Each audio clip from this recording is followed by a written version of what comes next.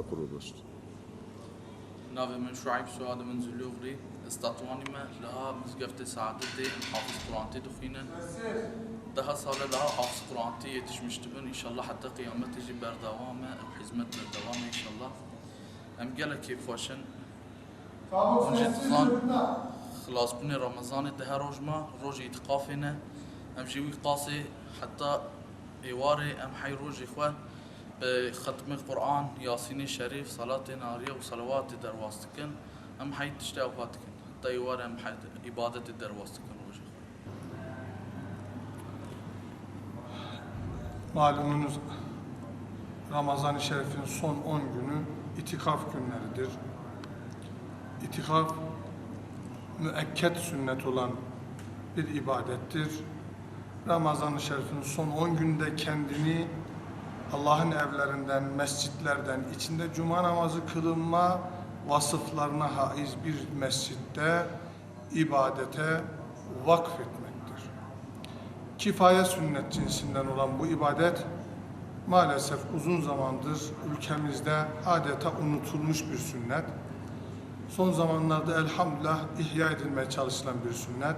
Bu vesileyle biz de Tatvan Saadet Camisi'nde, talebelerimizle, hizmet arkadaşlarımızla bu sünneti ihya saadetinde gerek erkek cemaatimiz, hanım cemaatimiz, kız talebelerimiz, hoca hanımlarımız, hoca efendilerimiz, erkek talebelerimizle günün önemli bir kısmını ehl-i sünnetin fıkhı dairesinde, Şafii fıkhından olsun, gerek Hanefi fıkhından olsun, herkes kendi mezhebince fıkhına uyarak ibadatla, taatla, evrad-ı eskarla geçirilmekte.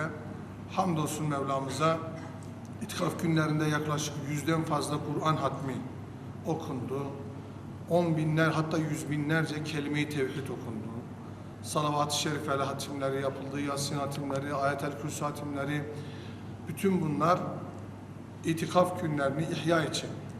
Peki itikaf ne kazandırıyor? İmam Beyhaki'nin bir nakli var. İbn Abbas radıyallahu anh hazretleri mescitte itikaftaydı.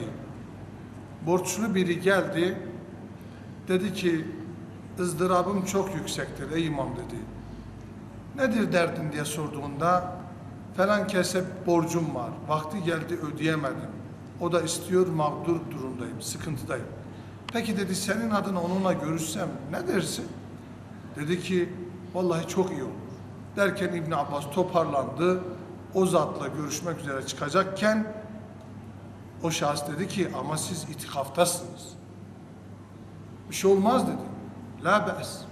Bir beys yok. Ben zira Resulullah Aleyhisselam'dan duydum.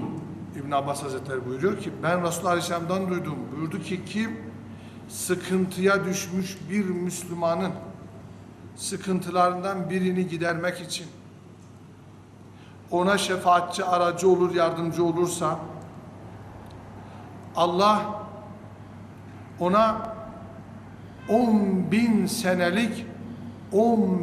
senelik itikaf sevabı verir. Halbuki bir günlük itikafın Allah'ın mescitlerinden bir mescitte bir gün itikafa girmenin kazancı nedir biliyor musunuz? Bir gün itikafa girmek cehennemle senin aranda 3 ayrı vadinin oluşması. Her bir vadinin genişliği ise yerlerle gökler, doğuyla batı arasındaki mesafeden daha geniştir. Demek ki bir günlük itikafın bu kadar muazzam bir kazancı vardır. Buradan hadis-i şeriften hem itikafın faziletini öğrenmiş olduk, hem Müslümanların dertleriyle dertlenmenin ehemmiyetini.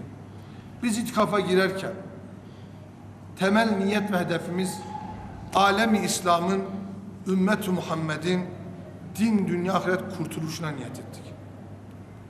Alem İslam'dan, ümmet-i Muhammed'den din İslam mübinin üzerindeki zulümatların, fitne, fesat, kötülüklerin, şerrin, tuğyanın def-ü ref'ine niyet ettik. Yine ümmet-i Muhammed'in hidayetine, ıslahına, birlik ve dirliğine niyet ettik. Dini, dünyevi, uhrevi, maddi, manevi, zahiri, batini hayırlara, berekatlara, inkişaflarına, nailiyete niyet ettik. Bu masum çocukların bu niyeti halistir, elhamdülillah sadıktır.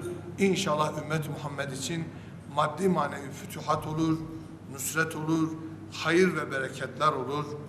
İtikaf günleri bütün ümmet Muhammed'e mübarek olsun. Din, dünya, ahiret, necat ve felahımıza vesile olsun inşallah. Bu vesileyle şimdiden bütün kardeşlerimizin hem itikaf günlerini tebrik ederken aynı zamanda bayramlarını da tebrik ediyoruz. Bayramınız bayram olsun inşallah. Esselamu